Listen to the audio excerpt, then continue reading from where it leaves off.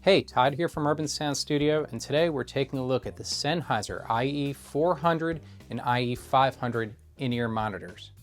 These are two very special monitors because they use a single driver, which eliminates the possibility of phase problems.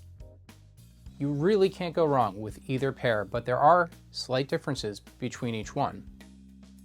One of the differences is a difference of $150 in cost, which we'll get to in a little bit. Just because one of them is more expensive though, doesn't necessarily mean that it makes it better for you. In general, I think most people are going to find that the 400s are a little bit flatter, which is great if you're trying to go for the absolute flattest frequency response. The 500s, on the other hand, are absolutely beautiful to listen to. I would go as far as to say they are the best sounding in-ear headphone I've ever used. On the stage, you may find that the 500s are less fatiguing over time.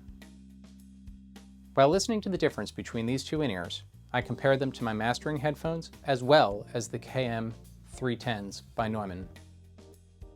As I already mentioned, I found the 400s to more accurately represent what I was hearing on my 310s and my mastering headphones, while the 500s seem to just be a little bit more flattering and fuller.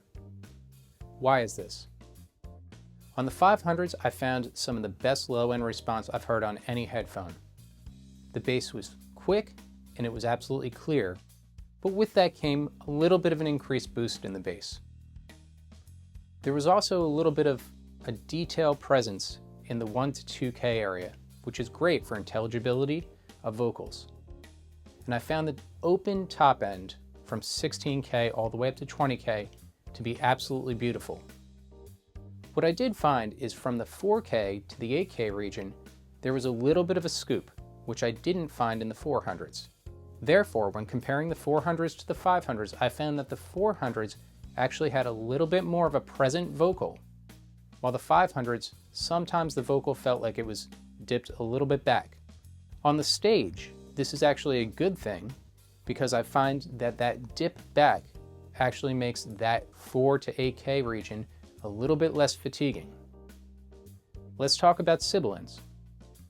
On sibilant sounds, such as cymbals and S sounds on a vocal, I found that the 400s were a little bit more pronounced, while the 500s had a slight dip. Due to this, once again, I found that the 500s are a little bit nicer on the stage, while the 400s are a little bit better representation of what's going on in the music. When it comes to volume, the 500s can handle a little more power on the stage, but just by switching the 500s and 400s back and forth, you do feel that there's a little bit of a volume bump when going to the 500s. When it comes to sound isolation, I found that both the 4 and 500s provided excellent isolation on the stage. When compared to my custom in-ear earplugs, I found that these are providing a little bit more protection than 15 dB, but a little less than when I use my 25 dB filters. Visually, the first thing you'll notice is that the 500s come with a braided cable, which is clear. This braided cable is intended to provide less sound when moving over clothing, which is possibly true, but the thing I found best about them is that this cable is almost impossible to tangle. The 400s come with a more traditional black cable. Changing the earpieces is super simple. There's small, medium, and large, and there's two different styles of earpiece you could put on. I found that there was actually a slight difference in the bass between the silicone and the foam earpiece. I've tried a lot of in-ear monitors over the years, and I must say the 4 and the 500s are both some of the best sounding headphones I've ever used. Once again, if you're just going to be listening to music and you want to be blown away, go for the 500s. You're going to hear a soundstage that you've never heard before.